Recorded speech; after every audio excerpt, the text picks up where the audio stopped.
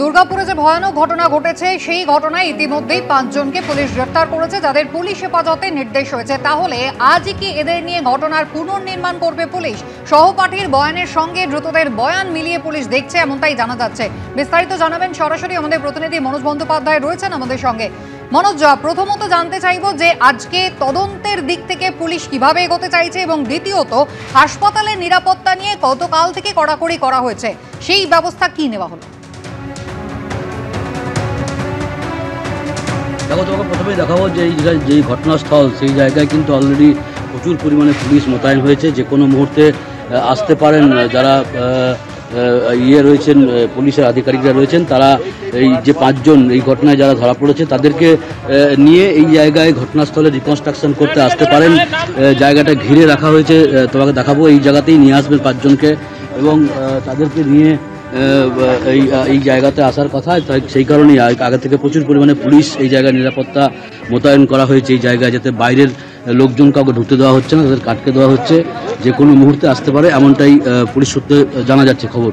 পাশাপাশি তবে জানিয়ে রাখে, যেমনটা তুমি জিজ্ঞাসা করছিলে যে কি ধরনের তদন্তের গতি প্রকৃতি এগিয়ে নিয়ে যাওয়া হবে, যেটা কালকে আমরা আদালতে দেখলাম যে আইও যিনি ছিলেন তিনি আদালতে দাবি করলেন যে মেডিকো লিগ্যাল টেস্ট হবে, এবং সেই টেস্টের জন্য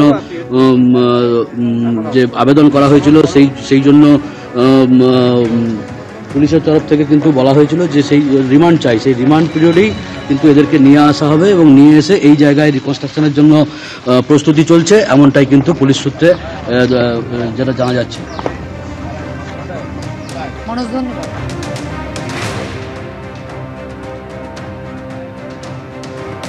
এদিকে দুর্গাপুর গণধর্ষণ কাণ্ডে নির্যাতিতা তরুণীর সঙ্গে ফোনে কথা বলেন ওড়িশার মুখ্যমন্ত্রী। নির্যাতিতার সঙ্গে কথা বলে তাকে পাশে থাকার আশ্বাসও দিয়েছেন তিনি।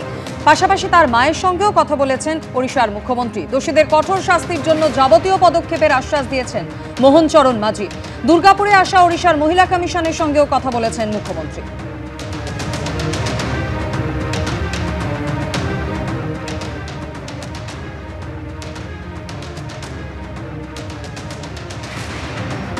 আর এই প্রসঙ্গে বিজেপি শাসিত রাজ্যগুলির আইন শৃঙ্খলা পরিস্থিতি নিয়ে প্রশ্ন তুলেছেন তৃণমূল মুখপাত্র অরূপ চক্রবর্তী। আসানসোল কমিশনারেটের পুলিশ সুপার তিনি নিজে আজকে মেয়েটির পরিবারের সাথে দেখা করেছেন, মেয়েটির সাথে কথা বলে সমস্ত রকমের সহযোগিতা এবং দ্রুত তদন্তের সমস্ত রকমের আশ্বাস দিয়েছেন। খোঁজ নেননি বলছেন, প্রশাসনের মাধ্যমে মুখ্যমন্ত্রী নিজে সর্বক্ষণ মনিটরিং রাখছেন, আর আপনি মিথ্যে কথা বলে যাচ্ছেন। আপনার নিজের রাজ্যে উড়িষ্যায় মেয়েদের নিরাপত্তা দিতে পারেন না, একের পর এক ঘটনা ধর্ষণ প্রদেশ হয়ে উঠেছে উড়িষ্যা, আর আপনি এখানে এসে বড় বড় রাজনীতির কথা বলছেন। এ রাজ্যে আইনের শাসন আছে বলেই অপরাধীরা সাথে সাথে গ্রেফতার হয়েছে। আপনাদের রাজত্বে অপরাধীরা তো গ্রেফতার হয়ই না, উল্টে ধর্ষককে মালা দিয়ে আপনারা বরণ করান। আপনাদের চেহারা ভারতবর্ষের মানুষ মণিপুর থেকে উত্তরপ্রদেশ, সারা ভারতবর্ষ, গুজরাট থেকে হাতরাস, উন্নাও থেকে উড়িষ্যা দেখে দেশের মানুষ জানে আপনাদের আসল চেহারাটা কি।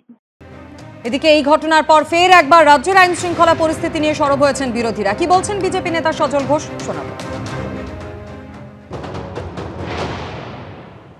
উড়িষ্যার মুখ্যমন্ত্রী তিনি নির্যাতিতা এবং তার পরিবারের সঙ্গে কথা বললেন, আশ্বাস দিলেন যে বিচারের ব্যবস্থা আমরা করবই।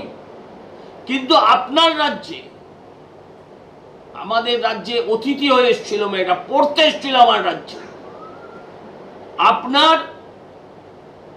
রাজ্যে তাকে ধর্ষিতা হতে হয়েছে। আপনি একবারও কথা বলার প্রয়োজন বোধ করেননি, কারণ যারা ধর্ষণ করেছে তারা আপনার ভোটার, ও আপনার ভোটার নয়। আপনার তরফে একজন সরকারি আমলা, একজন তৃণমূলের নেতাও তাদের সাথে যোগাযোগ করেনি। উড়িষ্যার মুখ্যমন্ত্রী সরাসরি যোগাযোগ করলেন। এ লজ্জা শুধু আপনার নয়, আপনার সে বোধও নেই, কিন্তু এই লজ্জা সমগ্র বাঙালির, এই লজ্জা বাংলার।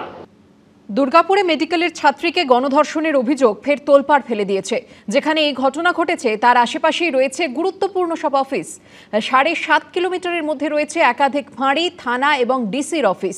স্থানীয়দের দাবি, এই এলাকায় রাস্তার দুধারে লাইট পোস্ট থাকলেও অধিকাংশ পোস্টে আলো জ্বলে না। ঘটনার পর তার মেরামতি শুরু হয়েছে, যদিও বিলম্বে বোধোদয় নিয়েও প্রশ্ন উঠেছে। সুপরিকল্পিতভাবে তৈরি শিল্পনগরী, রয়েছে ঝাঁ চকচকে রাস্তাঘাট, বড় বড় স্কুল, কলেজ, শপিং মল। সেই দুর্গাপুরেই উঠল বেসরকারি মেডিকেল কলেজের ছাত্রীকে গণধর্ষণের মারাত্মক অভিযোগ। এমন একটা জায়গায় যার আশেপাশে রয়েছে একাধিক গুরুত্বপূর্ণ অফিস বা ভবন।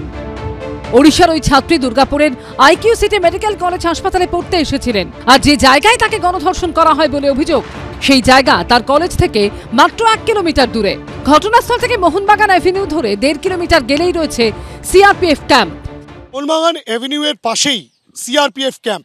এই সিআরপিএফ ক্যাম্প, সেই সিআরপিএফ ক্যাম্প থেকে ঘটনাস্থলের দূরত্ব মাত্র 1.4 কিলোমিটার, যার সময় লাগে গাড়িতে যেতে মাত্র 3 মিনিট।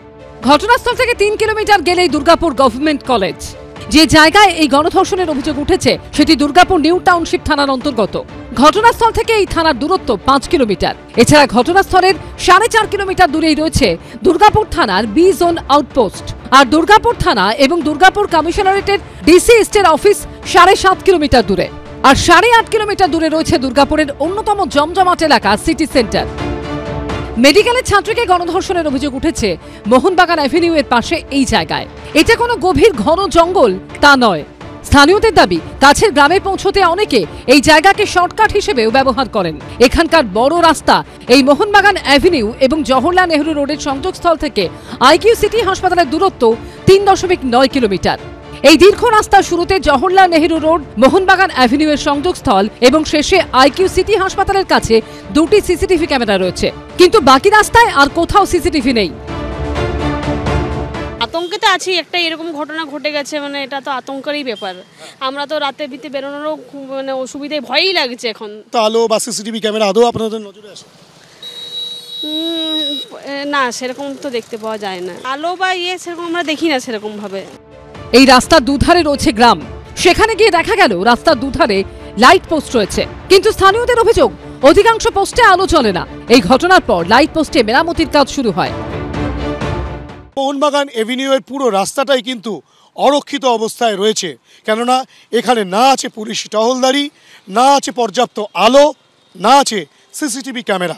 লাইট জ্বলছিলই না, মাঝখানে বেশ বন্ধই ছিল। আমাদের এখানে যে সবজি আনতে যাই, ভোর 4টার সময় যাই, ওখানে একবার ছিনতাই হয়েছে, আমাদের বাইক ফাইক ছাড়িয়ে নিয়েছে, টাকা পয়সা ছাড়িয়ে নিয়েছে। পুলিশ তো এমনি থাকে বলতে কি কখনো কখনো থাকে ওই মোহনবাগানে যে ঢুকতেই যে মুখটার কাছে থাকে, ওনারা তো থাকে ওদের নিজের ধান্দাতে থাকে। যে বালি গাড়ি যাচ্ছে, আমরা নিজের চোখে দেখেছি, বালি গাড়ি যাচ্ছে, তাদেরকে আটকিয়ে পয়সা নেই। স্থানীয়দের দাবি, যে কটি লাইট পোস্টে আলো রয়েছে তাও গাছের পাতার আড়ালে থাকতো। গণধর্ষণের অভিযোগ সামনে আসার পর রবিবার দেখা যায় পুরসভার তরফে গাছের পাতা ছাঁটা হয়। রাস্তাটা আমাদের যেন একটা লাইটও বন্ধ না থাকে, ঠিক আছে। আর যতগুলো লাইট এই গাছের এই যে সরু সরু ডাল দেখতেই পাচ্ছেন, এই ডালগুলো যেগুলো লাইটগুলোকে ইয়ে করছে আর কি, ঠিক আছে, গার্ড করছে, সেগুলো ক্লিয়ার করে দিচ্ছে পুরসভা থেকে বলেছে। অর্থাৎ সপ্তাহে ঘটনার পর এই হুঁশ আগেই ফিরল না কেন? হিন্দল দে ও পার্থপ্রতিম ঘোষের রিপোর্ট, এবিপি আনন্দ।